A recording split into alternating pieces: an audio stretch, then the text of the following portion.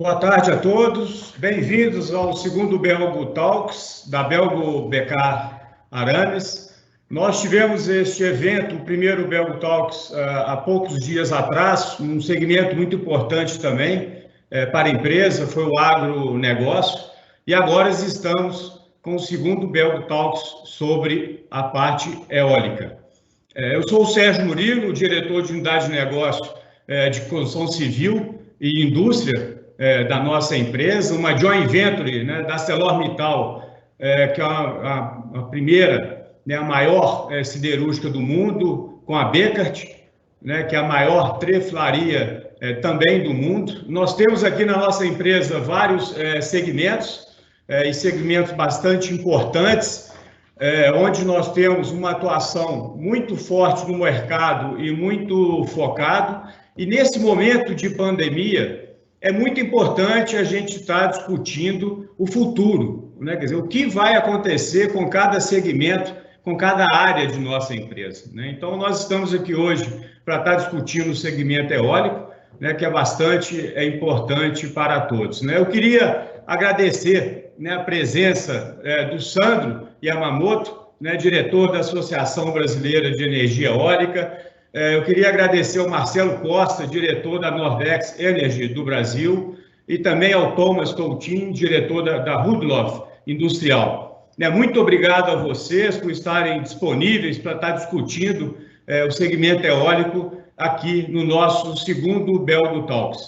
Ok? Boa tarde a todos, bom evento. Eu passo a palavra agora ao Daniel Garcia, que é o nosso gerente de negócio na construção civil, que vai ser o moderador desse nosso evento. Boa tarde, obrigado a todos.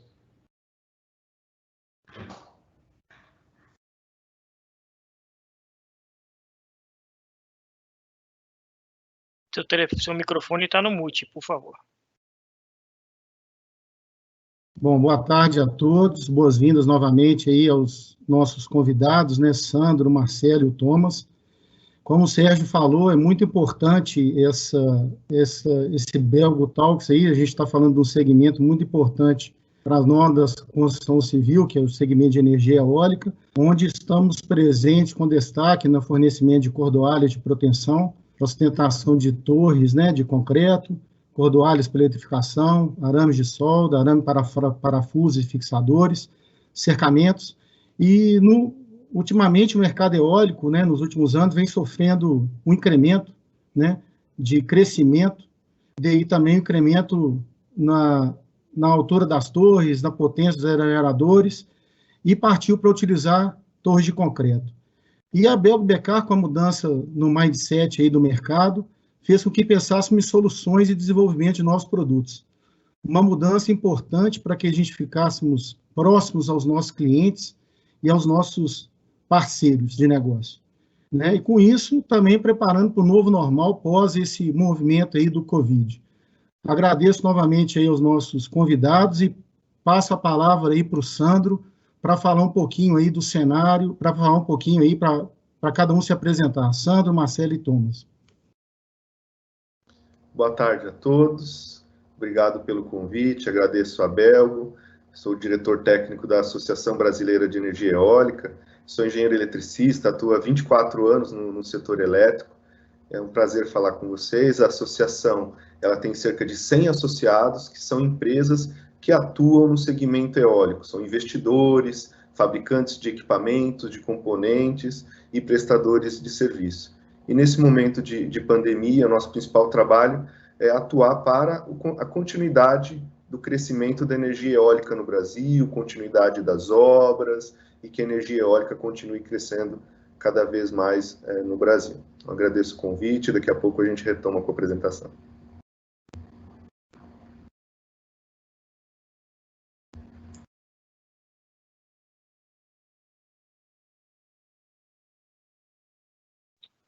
Marcelo está no mudo.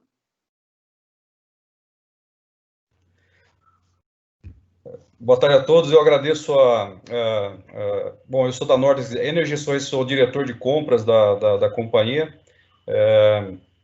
venho do mercado eólico já há alguns anos, né? Em primeiro lugar, gostaria de agradecer a Belgo pelo convite, realmente é uma satisfação estar aqui, podendo estar no meio desse grupo seleto de pessoas aqui para falar de um tema que é bastante importante para o mercado como um todo, né? Tanto no tocante à energia, como no tocante à geração de emprego. Bom, como eu falei, eu trabalho na Nordex, estou como diretor de compras de toda a divisão Nordex no Brasil. Venho do mercado eólico já há mais de 5, 6 anos aí, proveniente do mercado automotivo antes do mercado eólico. Tenho alguns anos aí de experiência como compras, né, vamos dizer assim, e juntando a isso esse período que eu estou no mercado eólico me deu bastante visão do que é o mercado, do quais são as oportunidades, enfim, e a ideia aqui é agregar um pouco com alguma informação na sequência desse evento.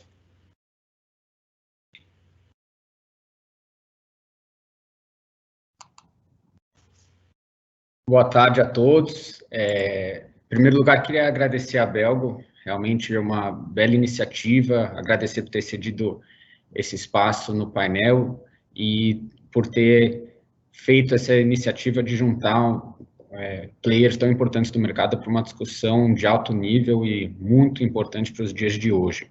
Apresentando de forma sucinta, a Rudloff é uma empresa que completou 60 anos de existência em 2020, e que iniciou todas as suas atividades fundamentadas em cima da tecnologia de proteção, que a gente vai discutir um pouco à frente, a sustentação de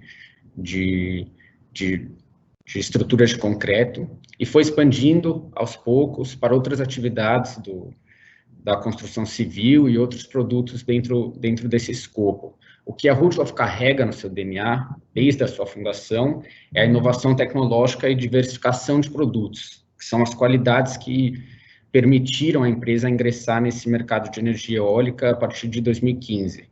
Foi um passo importantíssimo dentro da história da empresa. Eu sou diretor de novos negócios, eu estou na empresa desde 2015, eu tenho uma formação acadêmica de administração e um mestrado em finanças, eu era do mercado financeiro, mas desde 2015, como eu falei, estou nesse ramo de construção civil e liderei junto com toda a equipe Rudloff essa mudança de rumo da empresa dentro da construção para esse mercado eólico. Então, estou ansioso para a gente discutir mais sobre a tecnologia e desejo uma boa live para todos. Bom, pessoal, nós vamos dividir a apresentação, né, em blocos, né. O primeiro bloco a gente vai passar a palavra aí para o Sandro Yamamoto, da Beólica, para dar um panorama geral aí do cenário atual, futuro, a previsão de investimento, perspectivas, o que esperar da matriz eólica, na matriz energética do Brasil, né, e quais as demandas futuras para essa geração de energia. Vocês vão ver que tem um chat, né, que vocês podem fazer perguntas e respostas, as perguntas, né, para a gente poder fazer aos nossos convidados após cada bloco. A gente vai ter uma rodada de perguntas aí para a gente poder debater um pouco mais sobre as questões eólicas. Então, eu passo a palavra aí ao Sandro para dar esse overview para a gente aí do cenário eólico. Ok, obrigado, Daniel, pelo convite. Agora eu vou falar um pouquinho para vocês aí sobre energia eólica, os desafios, perspectivas. É uma apresentação objetiva para falar um pouco de como anda o mercado, um panorama geral. A Beólica tem cerca de 100 associados, são empresas, como eu comentei, investidores, fabricantes de equipamentos, componentes, prestadores de serviço, que compõem a associação, e é o nosso bem maior aí, que são nossos associados. No Brasil, nós vivenciamos, então, hoje uma situação bem delicada, que o mundo inteiro, na verdade, passa, que é a pandemia. O setor elétrico brasileiro também vem sofrendo bastante. Coloquei nesse slide uma linha do tempo, só com alguns marcos importantes, que daqui a pouco eu retomo também na minha apresentação, começando com o decreto de 20 de março, decreto legislativo que trata da calamidade pública, e ali, na sequência, o decreto 10.282, que coloca como serviços essenciais várias atividades, dentre elas a geração, transmissão e distribuição de energia elétrica. E, na sequência, foram publicados vários decretos, medidas provisórias que impactam o setor elétrico brasileiro. Tivemos a postergação dos leilões de energia, vamos falar também hoje sobre os leilões. Eles foram postergados, não temos ainda, na verdade eles foram adiados e temos expectativa ainda, talvez eles sejam realizados até dezembro. Tivemos medidas provisórias para socorro das distribuidoras de energia. As distribuidoras de energia tiveram a carga reduzida, o consumo de eletricidade caiu muito, além da inadimplência que cresceu muito. Então, hoje, as distribuidoras lidam, em cerca de 3 meses, com um déficit aí, de cerca de 15 bilhões de reais, e que o governo, através de algumas medidas, está trabalhando para socorrer as distribuidoras, e nós, na associação, na AB Eólica, trabalhamos para que essa inadimplência não atinja o setor eólico, porque o gerador de energia eólica, o gerador de energia, ele vende energia para a distribuidora, e se a distribuidora não paga, isso prejudica a cadeia produtiva como um todo, e todos os sistemas estão muito bem encaminhados, tá, em relação à pandemia no setor elétrico brasileiro. Nesse próximo slide, eu mostro para vocês a matriz elétrica brasileira, que é essa pizza maior, e a matriz de geração, tá? Pensando em capacidade instalada, que é esse gráfico maior, a energia eólica ocupa hoje cerca de 9%, pessoal, da matriz elétrica brasileira, com 15,6 gigawatts instalados. Estamos muito próximo dos 16 gigas,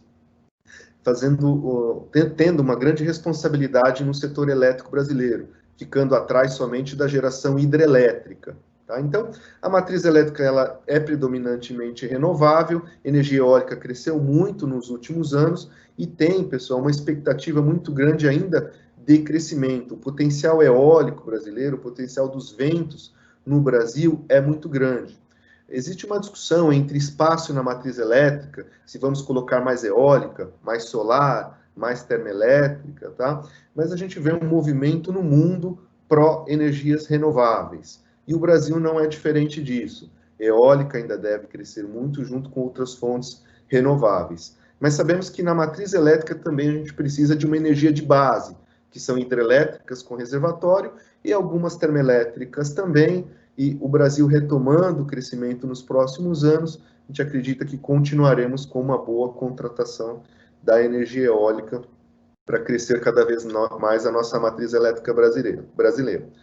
Esse gráfico ele consegue ilustrar bem, pessoal, para vocês, qual é a nossa perspectiva de crescimento com contratos já assinados, contratos de geração de energia já vendidos para frente, o que significa que nós teremos muitas obras ainda de parques eólicos a serem construídos. O azul claro é a capacidade acumulada, mas aí embaixo, com colunas menores, nós temos esse laranja, esse amarelo mais escuro, e o azul mais escuro. A diferença deles é que as duas são novas contratações, em 2020, 2021, 2022 e assim para frente, novos parques que serão instalados. A diferença da cor é como eles foram viabilizados. Os amarelos, esse amarelo mais escuro, eles são projetos viabilizados nos leilões, que foi a nossa forma predominante de contratação sempre nos anos. Só que de 2018 para cá, a grande expansão é via Mercado Livre, onde a energia é vendida para grandes empresas, grandes consumidores de energia que querem comprar energia eólica, uma energia sustentável e uma energia com preço muito competitivo. Então, somando essas duas colunas, o azul escuro e o amarelo, dá para perceber uma boa contratação aí, boa instalação de parques eólicos de 2020 em diante. Reforço para vocês que o número real, ele ainda é maior do que estes. Estes números nós temos oficialmente na Beólica, publicados no Diário Oficial da União. Mas nós temos conversa com investidores e fabricantes de equipamentos que nos dizem que tem outros contratos que estão para serem fechados nos próximos meses, fazendo com que esses números sejam melhores ainda. E o Brasil retomando o crescimento, a partir de 21, 22, cresce a demanda. Alguns tipos de usinas termoelétricas a óleo serão substituídas também nos próximos anos. Por isso que nós temos espaço para colocarmos mais eólica na matriz elétrica, tá, pessoal? É um ponto importante para destacar para vocês. E alguns comentam conosco sobre a queda do preço do petróleo, dos combustíveis fósseis, se esse tipo de combustível não poderia tomar o espaço da energia eólica. Essa situação ela é conjuntural, ela não se sustenta no longo prazo, e o preço da energia eólica ele é sustentável, o vento é muito bom no Brasil, os fabricantes também aqui no Brasil, então é um investimento estruturado, enquanto no setor de petróleo e gás ainda há uma certa conjuntura, uma certa indefinição de como vai ficar, mas é claro que eles também possuem um espaço na matriz elétrica para o crescimento. Aqui eu coloco algumas notícias, pessoal, que reforçam um pouco do que eu comentei sobre o crescimento do mercado livre. Tá? Notícias que dizem como 2,9 GB de capacidade instalada foram viabilizados em 2019. Esses 2,9 GB serão construídos nos próximos anos. Mais notícias embaixo, 1,8 gigawatts. A Casa dos Ventos, que é um grande player, um grande investidor de energia no mercado, fechou um contrato de 150 milhões no Mercado Livre, notícia agora de 15 de maio de 2020, e também uma notícia de 30 de outubro que o BNDES lançou um preço suporte para financiar projetos do Mercado Livre. É uma nova forma do banco financiar projetos para o Mercado Livre, que era um dos desafios, financiamento, e que agora ele foi resolvido com essa nova metodologia do BNDES, que eu deixo aqui nesse slide 7 para vocês, eu não vou explorá-lo com detalhes, mas o que está aqui nesse slide, nesse quadrado do meio, é o projeto compromissado, onde o BNDES ele estabelece preços de 130, 120 e 110 reais que serão utilizados para o financiamento do projeto eólico. Mesmo que ele não tenha contrato de energia vendido, o BNDES assume esses preços para o cálculo do fluxo de caixa, melhorando muito esse fluxo de caixa no cálculo do financiamento do projeto, e é por isso que nós tivemos um grande crescimento do Mercado Livre, e aqui eu trago para vocês que também será para os próximos anos, a linha de crescimento da energia eólica no Brasil será no Mercado Livre, principalmente pela procura das empresas por uma energia renovável e competitiva e por conta do financiamento do BNDES. Okay?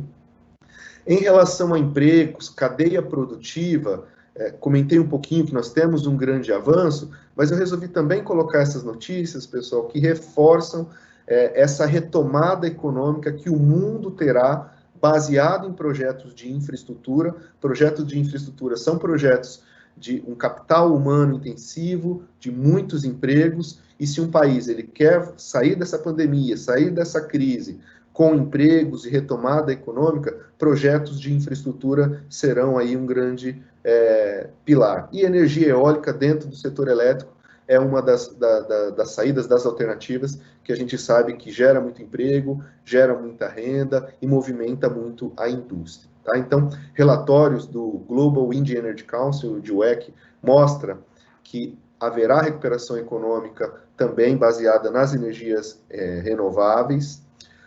Notícia do Valor recente também, agora de abril de 2020, que a pandemia, o coronavírus, não detém o crescimento e os empregos da energia renovável. Esse ano e o ano que vem, os próximos anos também, temos muitos projetos para serem implementados, porque a crise, a pandemia, ela é conjuntural. É claro que depende do governo, depende de uma série de pacotes econômicos para o Brasil voltar a crescer a partir de 2021, mas o setor elétrico é responsável por um grande crescimento. E tem mais uma notícia, que as renováveis podem ajudar na recuperação da crise econômica.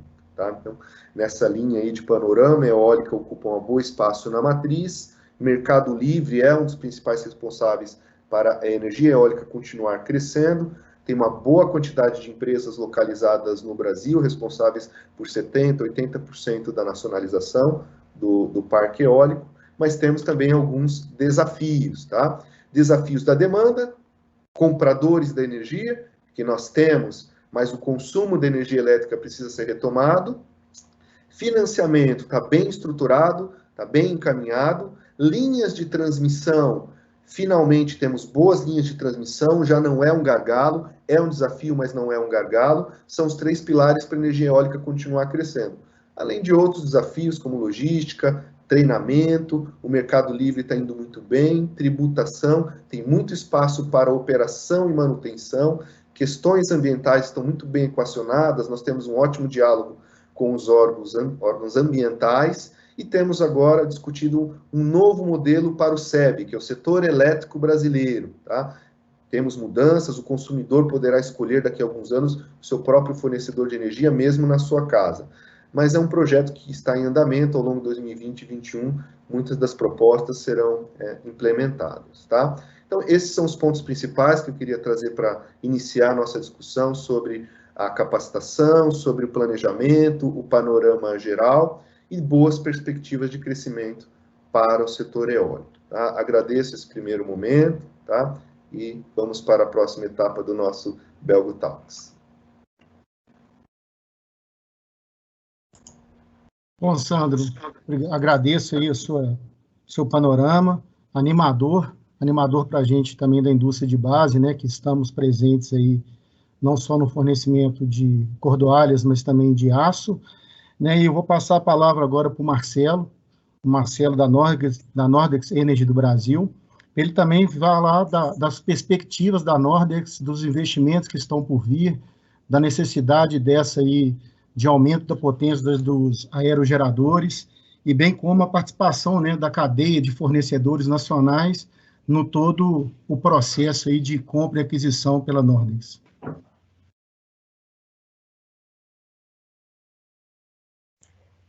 Ok. Acho que essa questão de investimento, tamanho de máquina, esse é um ponto que está sendo... Acho que está sendo um ponto alto nos fabricantes de turbina eólica e determinantes aí inclusive para ajudar o mercado a desenvolver como um todo, né? Quando a gente olha para a Nordex, aí, olhando para a questão de investimento, a Nordex hoje, ela, até para que as pessoas tenham uma noção de grandeza da Nordex, no Brasil, ela emprega hoje mais de 1.000 funcionários, entre fábricas de torre de concreto, fábricas de nacelle hub, área de serviços, instalação, né, e a parte administrativa que está em São Paulo. Hoje, temos aí a principal plataforma nossa que está sendo produzida no Brasil, que é a W3000, de 3,4 megawatt. Aliás, foi a pioneira, a Nordex foi a pioneira no Brasil a produzir máquinas acima de 3 megas, né? O projeto nosso agora, pensando em futuro, já para o ano que vem, que é uma máquina aí na casa de 5,5 megawatts, né? A gente estava aí discutindo a possibilidade de uma máquina entre 4,8 e 5,5. A 5,5 é a máquina que vem para o ano que vem, com um rotor de 163 metros. Interessante até salientar aqui que isso não é uma discussão, uma ideia, isso é fato. Os moldes de paz, por exemplo, nós temos 4 moldes de paz já para essa máquina nova na Aeres, né, dos quais 2 já estão produzindo, 2 já estão ainda em fase de instalação. São moldes extremamente caros em termos, falando aí de investimento, o que prova que essa máquina vem efetivamente para o Brasil já no ano que vem. Temos um plano bem robusto aí e abertura grande de discussão com os fornecedores do mercado para desenvolvimento de componente por componente, né? Então, essa é a perspectiva. Olhando globalmente, a Nordex ela tem essa plataforma da Nordex, que é a Delta 4000, que é a que vem para o ano que vem. Ela já é uma máquina já em produção seriada na Alemanha e Espanha, onde, por exemplo, na Alemanha, nosso volume de produção está na casa de quase 1.000 máquinas por ano, mais o volume da Espanha, ou seja, é uma máquina que está em franca produção, máquina que tem um rendimento muito bom, uma aceitação muito grande no mercado, e a gente traz para cá um produto que realmente vai fazer a diferença em termos de tecnologia e capacidade de geração de energia, com uma robustez muito grande.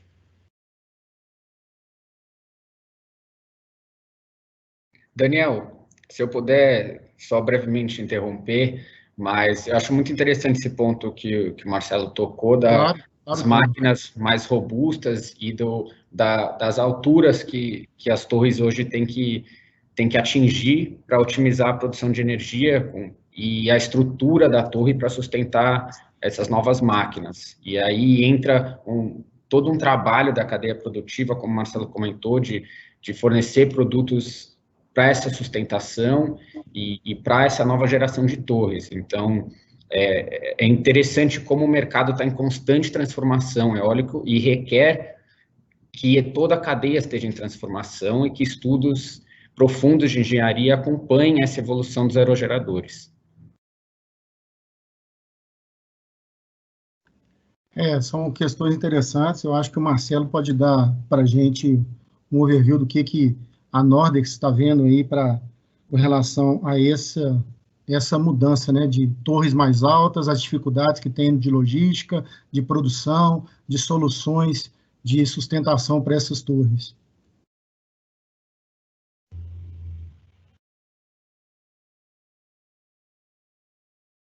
Ok, temos aí, como eu comentei, nós temos aí 2 fábricas de torres de concreto. Cada fábrica aí de torre de concreto tem, em média, 400 funcionários. São 2 fábricas já bem consolidadas, com a produção bem consolidada em termos tanto de capacidade quanto de output. Realmente é um know-how que a Nordex trouxe para o Brasil, que a Nordex tem no Brasil, e faz a diferença. Hoje, quando se fala de máquinas mais potentes, aí, obviamente, quando a gente fala de estudo de vento, a gente não pode falar que uma máquina maior ela tem que ser necessariamente mais alta, né? É tudo uma questão de análise de vento de cada região. Então, se a máquina é mais potente, não significa que eu tenho que colocar uma torre mais de 120, 150 ou 100 metros. É uma questão realmente de análise técnica para definir. Por outro lado, o que tem se constatado é que essas máquinas de maior potência da Nordex são máquinas que têm um maior rendimento, têm um bom rendimento, com torres aí na casa de 120 metros, que são as torres que nós fabricamos atualmente. Ela demanda aí tecnologia, porque aparentemente são peças de concreto, mas existe muita tecnologia, porque imagina que nós temos que tirar aí uma produção seriada de torre, que envolve aí toda uma questão de engenharia, conhecimento de materiais, para que a gente, a cada 6 horas, a gente está desmoldando partes das torres. Então, se a gente olha, o pessoal enche uma laje aí, depois de uma semana começa a tirar a estrutura, a gente está tirando peça a cada 6 horas. Então, é muito mais do que uma peça concreta, é muita tecnologia. Tem a parte de logística da torre de concreto, ela tem algumas vantagens, porque ela é segmentada, né? Então, ela tem vantagens comparada com o transporte de torres de aço, e facilita bastante essa logística. E na parte de montagem também. E aí, na questão de colocar isso em pé, realmente já entra a parte de materiais da Belgo, da Rudloff, o conhecimento da Rudloff de tecnologia, que realmente vai sustentar isso lá em cima, né? Porque, diferente da torre de aço, que é simplesmente botar uma seção em cima da outra e parafusar, a torre de concreto ela demanda aí um reforço estrutural na parte de cabos, que faz a diferença e vai sustentar isso ao longo do tempo.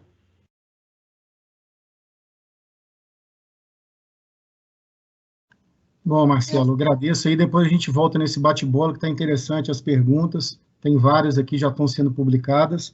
Agora, com relação ao bloco 3, aí, o Thomas dá um overview aí da Rudloff Industrial, né, de como ela está trabalhando essa homologação das estabilizações da torre, a importância de ter fornecedores nacionais, de trabalhar em conjunto a cadeia do desenvolvimento de soluções aí para a sustentação dessas torres. Passa a palavra aí para o Thomas. Perfeito, Daniel. Vou começar, então, com o ponto de como foi feita essa homologação do nosso sistema de proteção, ou seja, a sustentação das torres de concreto para a Nordex, especificamente. Como eu comentei no início do call, o nosso core business da Rudolph sempre foi a tecnologia de proteção, e foi a partir disso que a gente foi para outras vertentes da construção civil. Então, dentro da nossa equipe de Research and Development que a gente tem muitos engenheiros com muita experiência nessa tecnologia. Isso foi o primeiro passo importante para esse começo de processo de homologação com a Nordex. Porque toda torre tem muita especificidade e tem todos os detalhes de projetos que precisam ser respeitados quando a gente vai oferecer um sistema de proteção para a torre. A partir disso, a gente teve um trabalho longo com a Nordex, foram 2 a 3 anos de desenvolvimento com eles, que eu dividiria em 4 fases diferentes: a aprovação técnica, o Project Finance e, por fim, a parte de ensaios, certificações e a montagem do protótipo, tá? A aprovação técnica, ela contempla algumas fases de desenvolvimento que, como eu falei, tem que levar em consideração cada especificação da torre. Então, para a torre da Nordex, a gente teve um trabalho muito grande de desenvolvimento em conjunto da nossa engenharia com a engenharia da Nordex, Brasil e Espanha, e também um acompanhamento muito próximo da certificadora da torre da Nordex. Então, esse trabalho em equipe possibilitou o desenvolvimento técnico da solução, seguindo todas as normas europeias da ETAG, tá? Essa fase durou cerca de 10 meses a 12 meses de desenvolvimento. Depois disso vem o Project Finance, que é o pilar financeiro, que deve ser respeitado em qualquer desenvolvimento dessa grandeza, e diante disso a gente contou com um trabalho muito forte da nossa equipe comercial e financeira, da Rudolph. A gente elaborou um business plan detalhado de tudo que seria o projeto com a Nordex. A gente apresentou ao BNDES, que virou um forte parceiro nessa implementação. Ou seja, a gente mostrou para eles o grande potencial do mercado, os benefícios ao meio ambiente e à cadeia produtiva nacional brasileira, que vem crescendo a cada dia, substituindo produtos europeus ou do exterior. E o Project Finance, estruturado com o BNDES, possibilitou a realização do desenvolvimento e dos ensaios de imediato, sem prejudicar ali um fluxo financeiro das empresas envolvidas. Por fim, os passos 3 e 4, que eu comentei antes, seriam as certificações e os ensaios e a montagem do protótipo. Então, a gente fez essas certificações aqui no Brasil, mas seguindo todas as normas europeias. A gente teve um acompanhamento full-time dos ensaios por parte da Nordex e também da certificadora da torre, e esses ensaios duraram cerca de 5 a 6 meses também. Por fim, no final de 2018, a gente fez a nossa torre protótipo junto com a Nordex para certificar realmente o sistema que a gente desenvolveu, e desde então a gente tem feito o fornecimento para eles dessa tecnologia de sustentação para os parques aqui no Brasil.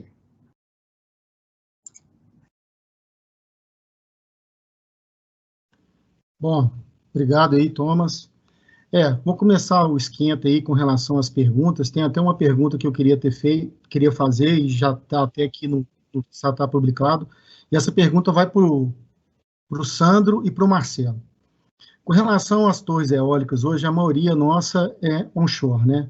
E com relação ao offshore, como é que a Beólica vê perspectivas para isso? E se a Nordex já tem algum tipo de solução, caso isso venha a acontecer no Brasil? A gente sabe que o custo de uma produção de torre offshore é 5 vezes mais do que uma torre onshore. Mas esse aí eu queria ver as perspectivas de vocês com relação a isso. Ok, posso começar? Energia eólica offshore no Brasil, nós já temos um projeto de lei tramitando para regulamentar um pouco mais esse tipo de investimento. O IBAMA já possui alguns projetos de investidores que estão querendo implementar esse projeto no mar para fazer o licenciamento ambiental, mas o IBAMA soltou recentemente uma consulta pública para um termo de referência para criar uma legislação ambiental para licenciar esses projetos eólicos offshore. Então, tem empresas querendo investir, existem equipamentos que já são fabricados pelo mundo, aerogeradores, mas no Brasil a venda da energia ela é feita muito em função do planejamento da empresa de pesquisa energética e competitividade. Então, se a energia ela possui um custo muito maior que as outras fontes, ela tem dificuldade de entrar na matriz elétrica brasileira. Hoje mesmo, o presidente da EPE, de manhã, num evento, ele disse que, num horizonte de 10 anos, a gente não vê energia eólica offshore sendo instalada no Brasil com grande intensidade, a não ser que seja um projeto de pesquisa, que eu acredito que nos próximos 10 anos teremos 1 ou 2 projetos de pesquisas. Tá? Mas em larga escala, ainda vai demorar um pouco, mas já estamos trabalhando para deixar uma regulamentação preparada. Obrigado. Vamos lá, eu corroboro um pouco com a resposta do Sandro aí, né? O mercado eólico aí, vamos dizer, para offshore, em função de todo o recurso de área disponível que temos no Brasil, eu vejo hoje como uma possibilidade bastante remota neste momento, né? Talvez no futuro, como ele comentou, daqui a 10 anos ter alguma coisa nesse sentido. Por outro lado, vamos olhando aí do ponto de vista de cadeia de suprimentos, logística, e falando um pouco de regra de conteúdo local, se a gente pensar em tudo isso, o desafio é grande para nós. A gente tem hoje, com máquinas na casa de 4, 5, 6 mega, a gente está tendo alguns desafios importantes na parte de logística, e inclusive na fabricação, a gente tem restrições de fabricação de peças, né? Então, isso vai demandar muito investimento do ponto de vista de fabricação, logística, e ao mesmo tempo a gente está falando de turbinas na qual o volume de produção são baixos, né? E aí quando você fala de conteúdo local para peça, turbinas desse porte, talvez a gente tenha uma grande dificuldade com relação à competitividade com máquinas importadas. Então, eu não vejo a médio, talvez a longuíssimo prazo alguma coisa, mas médio prazo eu não vejo a eólica offshore como possibilidade no Brasil, né? E aí, falando de Nordex, eu não vejo movimento hoje da Nordex, eu posso estar enganado, tá? Mas eu não vejo hoje o movimento da Nordex explícito no mercado, ou na mídia, ou seja, internamente, sobre trabalhar com turbinas offshore. Então, hoje o foco são turbinas onshore, que realmente é o que drive o negócio da Nordex globalmente.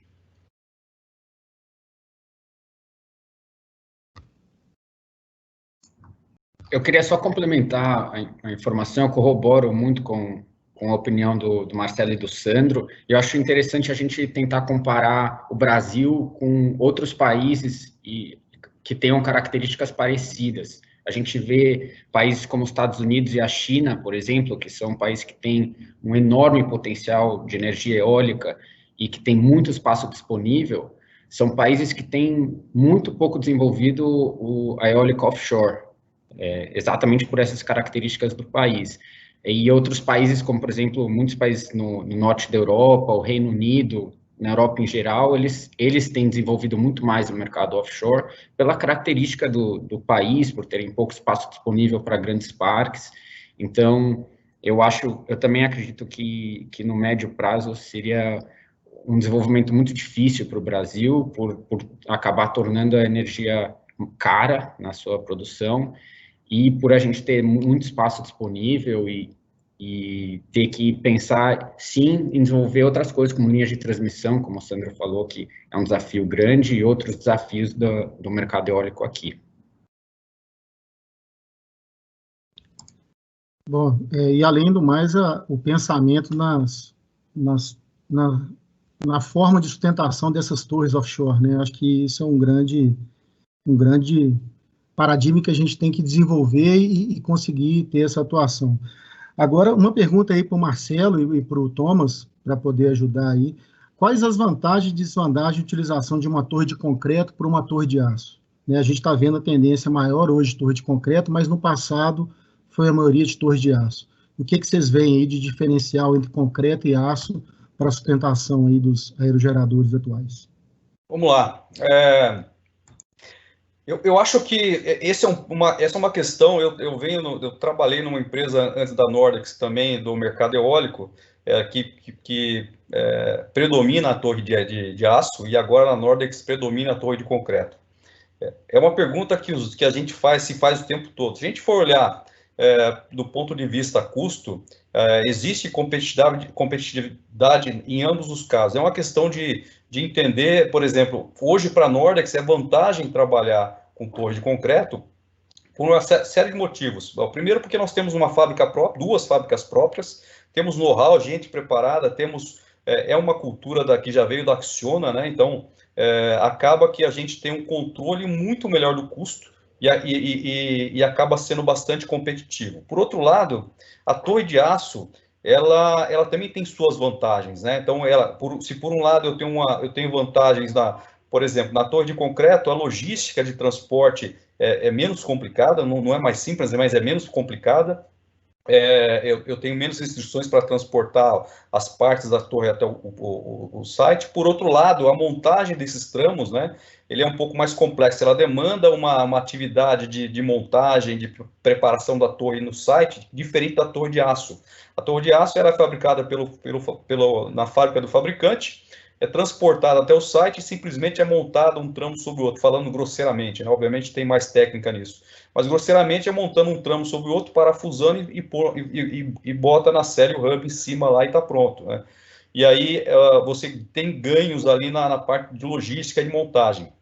Ao final do processo, a gente pode dizer que o custo final de montagem de uma torre de concreto, uma torre de aço, ele se equipara muito, né? É uma questão de análise de caso a caso, de localização, se tem os recursos disponíveis, como a Nordex já tem, local do projeto, é uma questão realmente de análise técnica, mas a vantagem entre um e outro basicamente está na questão logística, né? Mas de custo eu não vejo muita vantagem, não. Eu acho que estão ao final, no landed cost, né, no custo final, acho que estão muito próximos um do outro. Daniel, dando minha visão, é uma ótima questão. Essa comparação ela é constante entre os tipos de torre, e eu concordo muito com tudo que o Marcelo falou. É uma questão muito complexa, e a verdade é que a resposta é que não existe uma torre melhor que a outra. Existe torre adequada para o tipo de projeto e tipo de situação de cada empresa e cada região que vai ser implementada. Então, questões de logística, questão de altura do vento da região, por exemplo, a gente sabe que tem regiões que o ganho energético não justifica uma torre mais alta, como até o Marcelo comentou mais cedo hoje, e há também características da empresa que está construindo o parque. Citando a Nordex, eu vejo uma enorme qualidade na maneira que eles trabalham em encontrar clusters produtivos para as torres. Eu acho que é por isso que dá tão certo a solução de torre de concreto para eles. A gente sabe que para fazer a torre de concreto tem que montar uma fábrica no local, que o que leva um capex muito alto no começo. Mas ao você otimizar uma região inteira, encontrar um cluster grande para parques grandes, você acaba otimizando esse custo. E aí, na análise geral do Project Finance, você acaba vendo vantagens na torre de concreto versus a torre de aço. Então, é uma questão complexa que varia muito de região, de logística, característica da empresa e muitas outras questões. Tá. Obrigado aí, os dois pela resposta. Tem uma resposta do Pedro Luiz, que é destinada ao Thomas e ao Marcelo, mas eu acho que isso pode se abranger também até o Sandro. A gente sabe que tem muita inovação e tecnologia aportada aí nos aerogeradores e nas torres eólicas, né? Tanto da gente como indústria de base, para desenvolvimento de soluções e cordoalhas de alta resistência, até mesmo para diminuir a carga de proteção dessas aduelas, como o da Rudloff, como a Nordex, e isso a gente tem grande investimento, e se tem alguma linha de incentivo fiscal específica para o desenvolvimento dessas soluções e produtos inovadores. Então, acho que os três aí conseguem ajudar a gente a responder. Eu acho que o Sandro, como entidade aí que corrobora aí com a junção de todos os stakeholders, né, e o Marcelo numa ponta e o Thomas em outra ponta. Então, acho que essa resposta e essa pergunta pode ser destinada aos três. Posso começar? Hoje, a Agência Nacional de Energia Elétrica possui um programa de P&D em que as concessionárias de energia ou seja, os grandes geradores hidrelétricos, alguns termoelétricos, as transmissoras, as distribuidoras, têm obrigação de destinar um recurso financeiro para pesquisa e desenvolvimento no Brasil, e são feitas algumas chamadas, e dentro dessas chamadas públicas para investimento em P&D, alguns projetos com foco em pesquisa e inovação no setor eólico, eles são realizados e são muito bem feitos. Não há hoje, pelo menos no conhecimento da associação, alguma linha de incentivo fiscal. O que existe são ações do governo perante algumas instituições, FINEP, a ANEEL, para pesquisa e desenvolvimento, e que as empresas acabam conseguindo algum tipo de isenção do ponto de vista de imposto para a empresa, mas não é um incentivo fiscal propriamente dito. Mas a gente vê algumas ações muito interessantes de empresas desenvolvendo novos modelos de aerogeradores, uma nova tecnologia de algum componente dentro do aerogerador, ou mesmo para OEM também, para manutenção de pás, por exemplo, algumas pesquisas muito interessantes e que já foram implementadas. Tá? Esse é o que eu queria contribuir nesse momento. Bom, no caso da Rudloff, eu separaria em duas etapas. A gente teve uma primeira etapa de desenvolvimento mesmo do produto, quando a gente estava ingressando nesse mercado eólico. A gente não teve nenhum incentivo fiscal, mas a gente teve um acesso muito bom direto ao BNDES. A porta foi aberta exatamente porque existe esse programa de incentivo para empresas da cadeia de suprimentos para esse mercado de energia limpa, e isso acabou viabilizando todo o projeto de nova tecnologia de sustentação de torres para Nordex especificamente. Num segundo momento, à medida que a gente vai avançando no mercado eólico, a gente abriu uma filial no Nordeste, no Piauí, e aí sim a gente conseguiu entrar em contato e desenvolver linhas de incentivo fiscal por fomentar empregos em uma região necessitada. Isso foi muito importante também nesse segundo momento.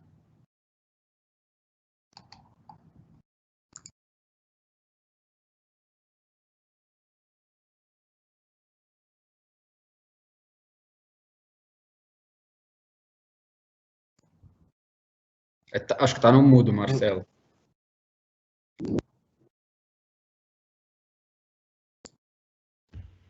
Ok.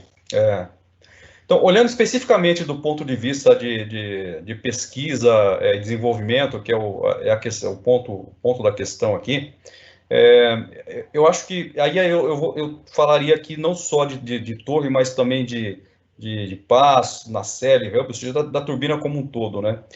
Se a gente partir do princípio que todos os fabricantes de turbina eólica, com exceção da WEG, que é local, todos eles vêm já de longa data produzindo turbina eólica, os grandes centros de desenvolvimento, eles estão nas suas matrizes, né? Europa, Ásia, enfim. E aí a gente acaba que, quando a gente começa a comparar o volume de produção de turbina no Brasil comparado com o que se produz no mundo, a gente produz uma parcela onde começa a se questionar se é realmente viável ter um investimento, porque quando se fala de desenvolvimento de uma turbina, a gente está falando de 2, 3, 4 anos de investimento em peças e engenharia e tudo mais, né? Então, eu acho que o incentivo ele é bem-vindo, seja fiscal, seja do governo, seja BNDES, seja quem for, mas eu acho que a questão maior aqui é entender como que as empresas operacionam isso de forma a ter vantagem, porque se não há vantagem de ter um desenvolvimento só local, já que já existe um centro de tecnologia já instalados globalmente em alguma parte do mundo, fazendo isso para atender de forma global, a gente precisa entender se isso é viável, mas eu acho que mais do que realmente ter essa questão de pesquisa e desenvolvimento, é entender o quanto isso poderia contribuir para o mercado global, não somente Brasil, né? Se a gente olhar só Brasil, realmente a gente fica um pouco limitado, mas aí depende um pouco da estratégia de negócio de cada fabricante para saber o que fazer. Porque, obviamente, a gente tem empresas que estão em locais na Europa que estão deslocando seus centros de desenvolvimento, ora para Portugal ou para outros lugares, mas aí são movimentos ali, se a gente para pensar, são movimentos ali dentro, próximo da região que eles estão, onde está concentrada a grande maioria dos engenheiros que são conhecedores do negócio turbina eólica, né? Então, aí acho que não é só benefício fiscal ou do governo que vai fazer isso acontecer, mas se isso tivesse, aí seria o momento de entrar numa segunda discussão, né? O quanto isso é viável e como viabilizar isso.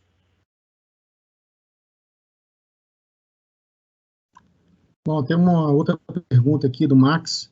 Essa é para o Sandro e também o Marcelo pode ajudar a gente aí. Hoje, a maioria dos parques eólicos estão destinados no Nordeste. A gente sabe que tem muitos no Nordeste e alguns no início também foram no sul do Brasil. Tem alguma outra perspectiva, alguma outra região aí que está em desenvolvimento de utilização, né, pela Carta dos Ventos, para a implantação de alguns parques eólicos? Acho que começar pelo Sandro, depois o Marcelo ajuda aí. Ok.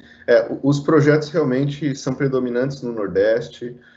O potencial eólico dos estados, ele é fantástico. Interior da Bahia, Piauí, Maranhão, Ceará, Rio Grande do Norte, Paraíba, Maranhão. Então, é difícil avançarmos em outros estados que o potencial eólico, o vento não é tão bom. Tem ventos na região de Minas Gerais, sudoeste de Minas, tem alguns locais no interior de São Paulo, alguns locais no Espírito Santo, que são ventos melhores que algumas regiões dos Estados Unidos, Canadá, com certeza melhores que os da China. Mas os ventos desses outros estados do Nordeste, eles são muito bons, promovendo uma grande competitividade para esses projetos, um grande rendimento energético.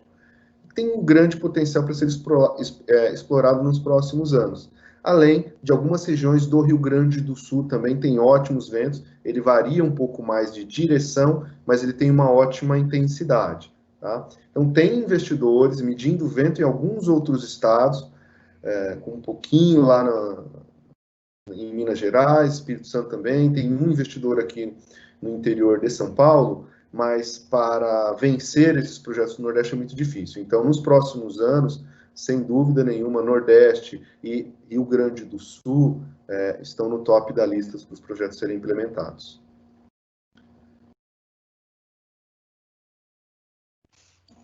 Ok. Ouvindo um pouco o que o Sandro comentou, basicamente é isso, né? O Nordeste é a grande predominante de local de instalação. Temos aí no sul do Brasil os potenciais aí basicamente de ventos vindo ali daquela região da Patagônia, né? Então a Nordex inclusive tem sites, né? Tem turbinas instaladas no sul do Brasil. Mas no final das contas é o investidor que define onde ele quer instalar, e aí obviamente ele vai buscar sempre onde ele vai ter maior rentabilidade, maior geração, né?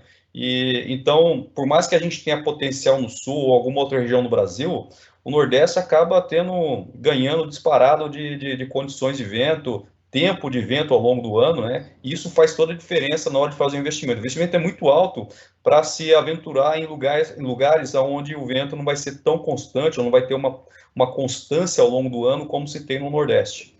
Mas aí acaba que realmente o Nordeste ganha disparado aí como local preferido para se instalar esse tipo de equipamento. Aproveitando, queria complementar também, Daniel, lembrei de uma outra informação. Para o leilão que estava programado aqui para maio no Brasil, nós tivemos mais de 20 gigawatts cadastrados para esse leilão, que é uma quantidade de energia para ser instalada pelos próximos 8 a 10 anos.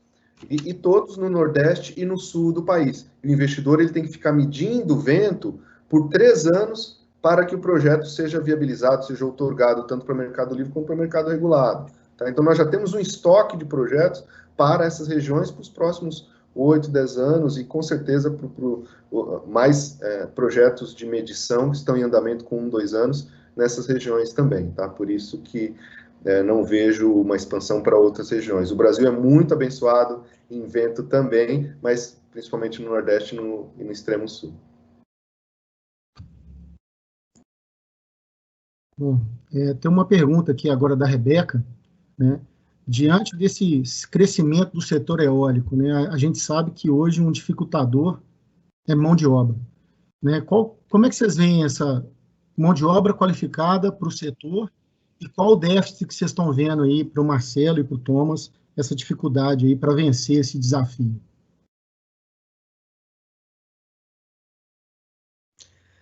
Essa é uma questão interessante e realmente toma conta dos bastidores dos fabricantes de turbina eólica o tempo todo, né?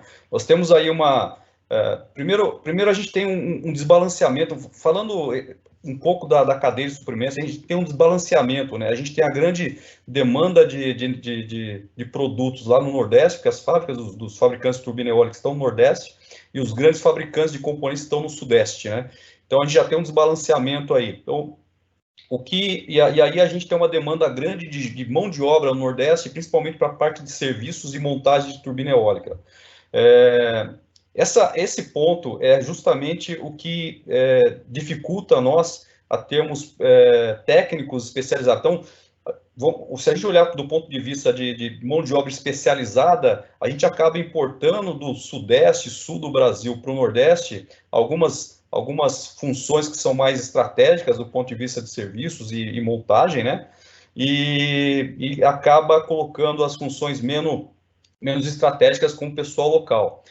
Há discussões com entidades locais como Senai, SESI e outras entidades que podem treinar o pessoal, né? Para realmente trazer preparar a mão de obra local, porque se depender só de importação, a gente acaba tendo uma dificuldade enorme de custo, né? Porque a mão de obra começa a ficar bastante cara em função do deslocamento, mas o treinamento acaba sendo importante. Então, o que as empresas estão fazendo hoje, falando de Nordex especificamente, cada técnico contratado, né? Obviamente, a gente procura técnico mais preparado, e aí há um grande turnover entre os concorrentes, né? Cada um acaba tentando puxar um do outro por questões de preparação, mas internamente a própria empresa acaba preparando seus próprios funcionários, né? Com treinamentos, colocando profissionais mais experientes junto com os menos experientes para fazer a troca de informação, troca de conhecimento. Mas seria importante, por Nordeste, Ceará, por exemplo, ter a universidade local lá que forma profissionais no ramo de energia, né? Talvez essa aproximação das entidades, das instituições de ensino local seria uma forma de fazer isso, mas é um desafio que a gente tem o tempo todo, principalmente para a área de técnico de serviço, porque geralmente são técnicos que ficam trabalhando em locais muito remotos, longe de tudo, né? E acaba que achar gente bem preparada, que aceite as condições de trabalho, local de trabalho remoto, acaba sendo um grande desafio para nós fabricantes. Realmente é uma dificuldade enorme.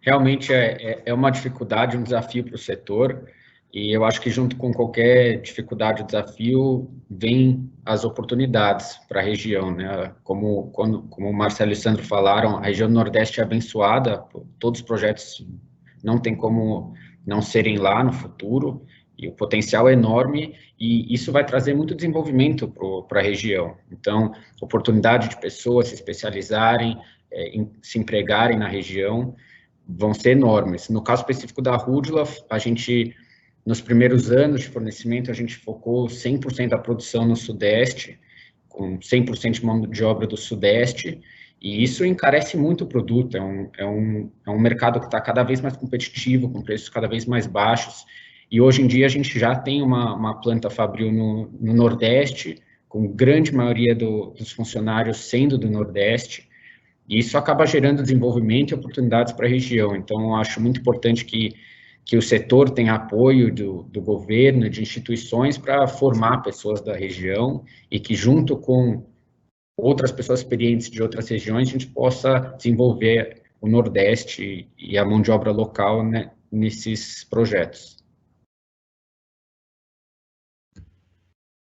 Bom, vou fazer duas perguntas para o Thomas em uma. Primeiro, qual a importância, né, de adotar materiais de fornecedores nacional e com as certificações, né, nacionais? E segundo, como é que a Rudloff adequou a estrutura dela, né, para técnica e produtiva para atender essa exigência do mercado eólico, que a gente sabe que é muito alta, né? e com qualidade, eficiência e custo. E perguntando para o Marcelo também, em seguida, o que faz com que a Nordex aciona, que a Nordex Energy do Brasil, faça a escolha de seus principais fornecedores com base nessas tratativas nacionais e internacionais. Perfeito, Daniel. Vou começar aqui respondendo as suas duas perguntas. Eu acho que um aspecto muito interessante do mercado eólico é como ele está em constante evolução tecnológica e se tornando cada vez mais competitiva perante as outras fontes da matriz energética. Então, a gente já está há mais de 10 anos desde que se realizou o primeiro leilão de energia eólica no Brasil, e o mercado hoje passou por um período intenso de maturação, né? Hoje a fonte é a segunda maior da matriz energética brasileira, atrás só da hidrelétrica, e pode-se dizer que foi criada uma cadeia produtiva nacional muito estruturada para suprir as demandas desse setor. A partir disso, principalmente perante a atual conjuntura econômica que a gente vive, essa força da cadeia produtiva nacional precisa ser incentivada, a gente precisa dos produtos certificados nacionais para atender toda a demanda dos projetos aqui, mas também que seja um hub produtivo para mercados internacionais. O Sandro está aqui hoje representando a Beólica e ele sabe que desde o início das nossas conversas, eles foram um parceiro muito importante. A gente sempre teve essa visão em comum de que a cadeia de suprimentos nacional tem a qualidade e capacidade produtiva de atender mercados internacionais. Como exemplo prático, a Rudolf realizou nos últimos anos 5 exportações de componentes metálicos para o mercado eólico da China, que é um movimento muito incomum de se ver, mas que se torna possível pelo grau de exigência conjunto por qualidade e volume produtivo desse mercado. A gente também fez exportações para a Argentina e para o Chile, e hoje a gente tem mapeado 4 outros mercados internacionais que a gente tem total condição de atender de forma consistente e será o próximo passo de crescimento no segmento. Isso tem que ser válido não só para a Rudolf, mas tem que ser uma realidade para toda a base produtiva nacional eólica. Então, com isso eu te respondo a importância da gente ter fornecedores nacionais com certificações para toda a cadeia produtiva. E só complementando, o grau de exigência, como eu falei um pouco mais cedo, é algo que é trazido pelos players do mercado. Por se tratarem de players globais, como a Nordex, por exemplo, eles trouxeram para o mercado brasileiro os padrões de exigência internacionais. Isso coloca as indústrias locais diante de um grande desafio técnico, mas também gera grandes oportunidades. Então, desenvolver essas soluções acompanhadas das certificações é algo que abre portas para outros mercados e que precisa ser fomentado pela nossa indústria. A gente tem total capacidade de atender outros mercados e outras regiões.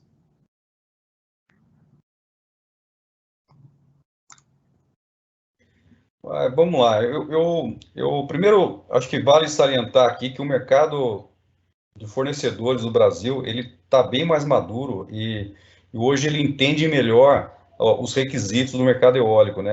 A gente fala de há algum tempo atrás muita gente falava que fazia isso ou aquilo outro, peças de grande porte, caldeirados, fundidos, e aí a gente se deparava com uma empresa que tinha lá uma experiência de trabalhar com projetos, mas não em produção seriada, e quando a gente vai para uma produção seriada, mesmo que de baixa escala, ela demanda uma certa disciplina. Então, o mercado hoje ele está mais preparado. Então, hoje para nós fazer a seleção de fornecedores no Brasil não é mais um pesadelo do ponto de vista de capacidade técnica dos fornecedores, mas continua sendo um pesadelo do ponto de vista de capacidade para atender a demanda.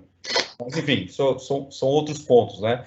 Mas hoje a Nordex ela tem 65%, quase 65% do custo da turbina local, incluindo a iTorres, que é fabricação nossa, e a Espaço, que é fabricado pela Aeres no Nordeste. Se a gente olhar hoje a cadeia de fornecedores da Nordex, olhando só a parte produtiva, que são itens materiais para torres, enfim, a gente está falando de mais de 100 fornecedores diretos nossos que fornecem componentes e matéria-prima para a produção das nossas turbinas, né? dos quais aí a gente tem aí mais ou menos 2/3 deles que são fornecedores de materiais direto, tem mais pessoal de logística, pessoal de consumíveis, enfim. Esse realmente a gente tem como foco ter fornecedores locais, não só para atender a regra de conteúdo, mas também para que a gente consiga fomentar o mercado nacional, né? Obviamente, tudo depende do cliente. O cliente é que manda do que ele quer comprar ou não. Às vezes o pessoal questiona, porque a Nordex às vezes traz turbina importada, mas é uma questão do cliente pedir ou não. Mas a gente sempre busca oferecer e vender máquinas locais com fabricação local, porque é isso que vai fomentar e manter a cadeia ativa. A gente sabe, teve aquele período de falta de leilão, acho que foi a grande transformação. Hoje os fabricantes de turbina acabaram se adaptando, e o mercado se adaptou hoje em torno de 70% do que se negocia de energia no mercado, de turbina e tudo mais, ele é proveniente do mercado livre, não mais de leilão. Então, a dependência do leilão, ela caiu bastante, e acabou que o setor se organizou para depender menos de leilão e assim manter a cadeia produzindo, né? Que o importante para nós é ter a cadeia produzindo.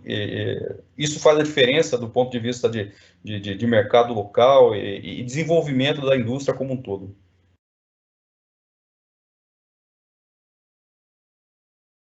Ok. Bom, Sandro, a gente sabe que a gente tem grandes dificuldades no Brasil de aprovações, né, de projetos e expansões, né?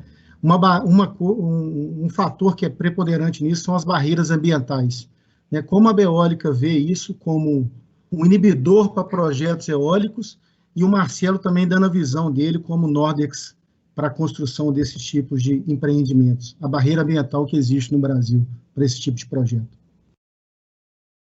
Daniel, felizmente o setor eólico ele conta com uma resolução CONAMA, a 462 de 2014, que foi construída junto com o Ministério do Meio Ambiente, a Secretaria de Meio Ambiente dos Estados e o setor privado.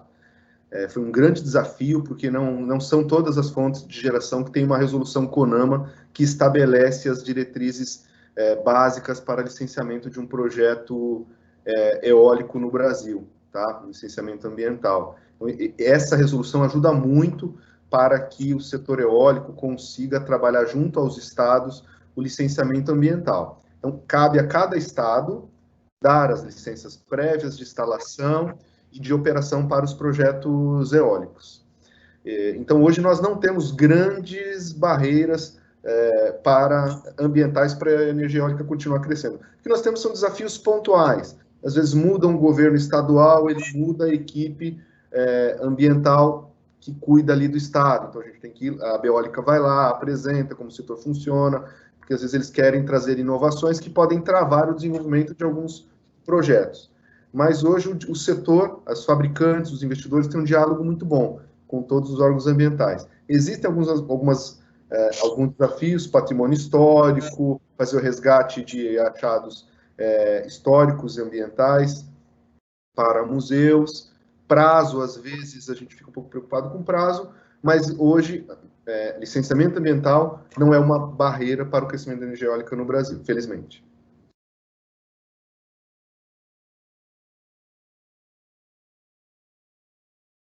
Bom, Marcelo, você tem algo a contribuir aí? Você tem dificuldades da Nordex com relação a essas questões ambientais, ou o Sandro já abordou praticamente tudo aí?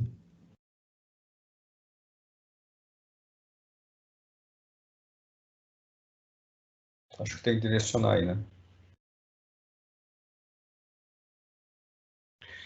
Bom, na verdade, não tenho muito mais a comentar além do Sandro. Na verdade, o fabricante de turbina eólica, ele acaba não sofrendo com esse tipo de situação, porque quem sofre é o investidor que lá atrás, antes de conceber o projeto, ele tem que correr atrás de licenças e tudo mais. Quando a gente entra como fabricante, a gente entra com a coisa já aprovada e basicamente produzir, instalar e disponibilizar energia, né? A gente tem obviamente algumas questões ligadas a isso quando se fala de não ambientais, mas licenças, por exemplo, às vezes para passar com torres, com turbinas ou alguma coisa em alguns lugares, há adaptações em rodovias, alguma coisa que precisa fazer para que a gente viabilize o transporte logístico. Isso, em alguns momentos, cria-se a necessidade de alguma verificação de licenças, mas em termos de parque, não.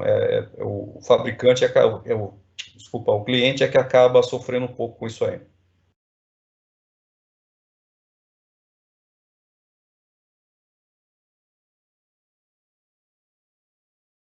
Tá no mudo? Tá no mudo. Desculpa. Sandro, já passamos por vários desafios, né? A energia eólica representava 2% da matriz energética, chegamos nos 9%. Qual que é o sonho aí da Abeólica? O que elas veem de futuro, a participação da matriz energética eólica, para a gente poder animar a equipe toda que está participando da live aí? Energia eólica é uma das fontes hoje que mais cresce no Brasil, sem dúvida nenhuma. Entre as renováveis, né, tirando as grandes hidrelétricas, a energia eólica é uma das mais competitivas, e em alguns momentos mais competitiva que as próprias grandes, as hidrelétricas. O Brasil vai precisar de muita energia, nós acreditamos em uma retomada do crescimento nos vários fóruns que nós temos participado aí nas últimas semanas, e quem sabe aí que seja uma retomada em verde, como alguns têm comentado, e energia eólica continuar com pelo menos os seus 1,5 GB, 2 GB por ano, e dependendo até do Mercado Livre, um valor maior do que esse para os próximos anos. O PDE, que é o Planejamento Decenal da Empresa de Pesquisa Energética, estabelece cerca de 2 GB por ano até 2029, para a energia eólica, mas sabemos que, em função dessa crise, dessa pandemia, esse plano deve mudar. Mas mesmo mudando, energia eólica, nós não temos dúvida que será uma das fontes que mais vai crescer, pela qualidade do vento, pela competitividade, por conta do mundo estar voltado para as energias renováveis. Energia eólica no Brasil, os fabricantes não dependem tanto de outros países, como China, por exemplo, para os seus componentes. É claro que tem alguns que vêm da Europa, vêm da Ásia, alguns componentes, mas não temos essa total dependência como algumas fontes, às vezes, podem ter, tá?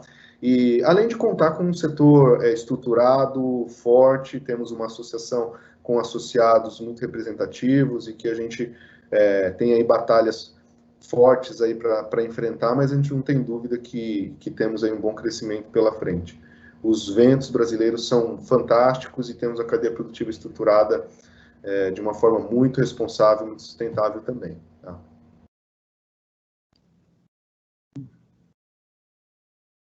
Ok, obrigado, Sandro. Bom, pessoal, a gente está chegando já quase no final, né? Tem várias perguntas aqui ainda, acho que deu um movimento grande essa iniciativa nossa, a gente pode deixar até para uma próxima aí, para discutir um pouco mais. Mas aí, olhando para o futuro, Marcelo, Sandro e Thomas, né, como é que vocês veem o negócio, a visão do negócio pós-pandemia, qual a sua visão de futuro, o que as indústrias, né, principalmente indústria siderúrgica, indústria de fornecimento de materiais de base, pode ajudar vocês aí no desenvolvimento sustentável para esse mercado eólico? Tá? Acho que começando aí pelo Marcelo. Vamos lá, eu acho que, primeiro, eu acho que essa pandemia, o que vem de futuro é um grande ponto de interrogação, né? Se a gente parar para pensar que, primeiro que a gente está caindo o consumo de energia, se a gente olha os movimentos das indústrias, das empresas em geral, tem empresa que começou a entender que o home office pode ser eterno. Tem empresas já falando de rever o seu escritório, o tamanho do escritório, e, consequentemente, todos esses pontos relacionados a futuro, ele pode impactar aí no consumo de energia, né? Então, primeiro, eu acho que do ponto de vista de consumo de energia, eu acho que tem uma interrogação muito grande do tipo, o que realmente vai acontecer, porque eu acho que as pessoas, as empresas em geral, começam a repensar toda a situação de futuro, o que fazer, e está vendo a oportunidade de reduzir custos, né? Acho que o grande ponto é isso aí. Do ponto de vista de indústria, eu acho que é uma oportunidade de cada um ver e rever as questões de custo, né? Obviamente eu sou de compras, não tem como eu não falar em custo. a gente tem que aumentar a competitividade no Brasil, e eu acho que em todos os sentidos, tanto nós como fabricante, como os nossos fornecedores, essa competitividade ela tem que realmente ser aumentada para que a gente mantenha esse volume de negócio no Brasil e mantenha as coisas rodando como tá acontecendo hoje no mercado de energia, né? Eu acho que é um dos poucos mercados que está rodando hoje, produzindo, gerando emprego, há contratações, eu contratei gente agora há pouco tempo, no meio da pandemia, eu acho que há oportunidades desde que o mercado como um todo se entenda que há necessidade de rever todas as questões de custo, enfim, tudo que for possível para que a gente consiga ter melhor competitividade lá na frente. Bom, Marcelo, complementando ainda, o que você espera de um fornecedor como a Belgo Becar, né, para ajudar você nesse processo?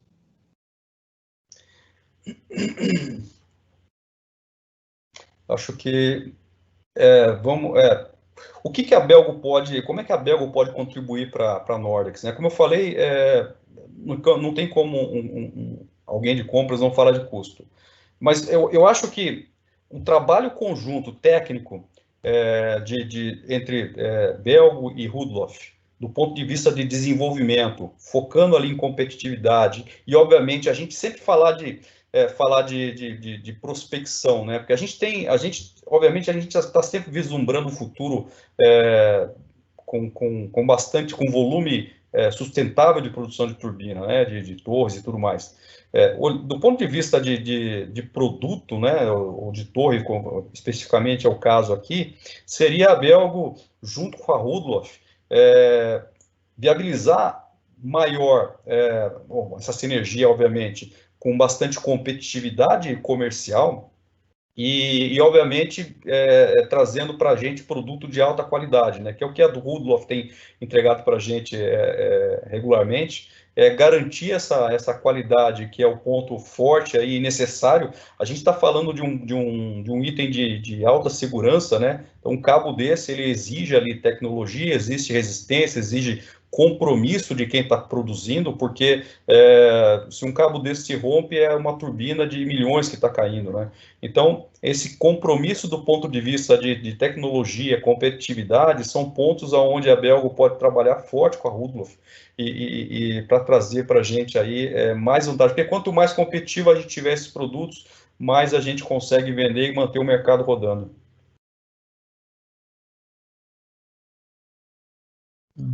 Ok, obrigado.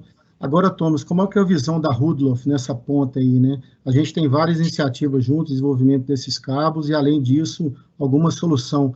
Eu vi aqui uma pergunta, né? Que quanto maior a torre, a fundação é mais exigida. A gente também tem uma solução para isso, né, Thomas? Que foi desenvolvida em conjunto com vocês. E qual a importância aí dessa parceria e desse desenvolvimento em conjunto entre Rudloff, Belgo Becar, e o que você vislumbra e vê pela frente aí do futuro? Daniel, começando com uma visão um pouco mais geral, eu acho que a gente vai passar por um momento de muita incerteza, realmente, com tudo isso que tem ocorrido no mundo, e eu concordo com muito que o Sandro falou da recuperação inevitável, economicamente, as vantagens da energia eólica, é tudo inevitável que a gente volte a ter um crescimento e que essa fonte seja muito utilizada para o futuro, mas eu acho importante a gente pensar também e olhar para um outro espectro, para tudo isso que está acontecendo. Eu acredito profundamente em mudanças grandes após tudo isso que a gente está passando, mudanças de pensamento e mudanças de ações de líderes de mercados e governamentais pelo mundo. O que a gente tem aprendido com essa pandemia é que a gente precisa remediar, a gente precisa se preparar para eventuais crises, por mais remotas que elas sejam. E, diferentemente do Covid, o risco do aquecimento global e de mudanças climáticas é algo que a gente tem comprovado e que a gente está acompanhando ao longo de muitos anos. A gente não pode seguir de olhos vendados e não remediar para essa possível crise que pode trazer para a gente prejuízos a longo prazo muito maiores do que essa pandemia atual que a gente está vivendo. Então, eu acho que dentro disso, dentro de grandes mudanças que vêm pela frente, mudanças difíceis que o mundo vai ter que tomar, a energia eólica tem um papel fundamental dentro disso. É a energia limpa do futuro, e que pode ajudar a gente contra muitas crises muito maiores do que essa, caso a gente siga sem cumprir metas de redução de aumento de temperatura global. Dentro disso, trazendo um pouco mais para a nossa realidade aqui, realmente a parceria entre todos aqui nesse call tem sido muito importante para os desenvolvimentos, e eu queria aproveitar para agradecer a Belgo por toda a parceria nesse período de inovação e desenvolvimento desse produto competitivo que a gente pode entregar com total segurança para a Nordex cumprir seus projetos. E a cada ano que passa, o mercado tem evoluído muito, e a gente precisa manter essa parceria forte, tanto entre Belgo e Rudloff e Nordex, para que a gente possa continuar evoluindo e entregando materiais de alta qualidade para as diferentes soluções de torre eólica que vão ser cada vez mais tecnológicas e mais competitivas para que esse mercado possa continuar crescendo.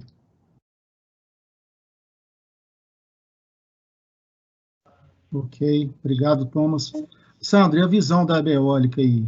Fornecedores nacionais altamente estruturados, e a sua mensagem aí final para a gente poder finalizar essa live aí, que foi um sucesso.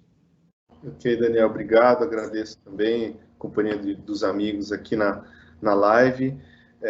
Sem dúvida nenhuma, a indústria nacional tem sido também um dos grandes pilares para o crescimento da energia eólica no Brasil, porque a gente sabe que o governo ele também tem esse viés, ele olha como cada setor funciona. E nas reuniões que nós temos no Ministério de Minas e Energia e outras instituições, a indústria local ela é sempre ressaltada. Nós levamos sempre aquele segundo slide que eu apresentei com os associados da Eólica, eles são motivo de orgulho para vários fóruns que a gente leva. São empresas que se capacitaram, que fizeram investimento, como o próprio Thomas comentou, abriram outras unidades em outras regiões, principalmente na região nordeste do Brasil, levando empregos. Né? Vocês mesmos, da Belgo, um papel importante aí de investimento, de fornecimento da cadeia produtiva e gerando empregos. Tá? Então, a mensagem de continuidade dessa indústria, claro, a pandemia provoca uma certa incerteza, não diria que nós podemos ter um gap, a gente pode ter aí alguma redução, mas que com certeza o mercado livre vem numa crescente que pode tranquilamente sustentar aí a cadeia para os próximos anos também. Tá? Então a mensagem é positiva, de atenção, mas positiva para o crescimento da energia eólica, e ela continuando a ser a protagonista. Tá? É isso. Bom, pessoal, a gente já está no finalmente aqui. Eu queria agradecer a participação aí da disponibilidade do Sandro, pela Eólica, do Marcelo, pela Nordex, pelo Thomas, aí da Rudloff. A gente está mostrando que a cadeia é forte, que a cadeia trabalha em conjunto, que trabalha em desenvolvimento, justamente para a gente levar as melhores soluções. A Eólica como regulador, né, e ajuda aí nesse processo de interação entre empresas, isso é muito importante para o desenvolvimento do mercado eólico. Né? Então, cada vez mais, a Belgo Becar entrou fundo, né, no desenvolvimento de soluções para atender o mercado. Obrigado a todos que participaram da live, acho que foi um sucesso. Desculpa qualquer pergunta que ficou para trás, mas depois a gente manda para os nossos convidados, né, para a gente poder postar elas para frente. Obrigado a todos, agradeço a presença e a disponibilidade de todos que estão a vivo. Grande abraço, boa noite e boa semana a todos. Grande abraço, pessoal.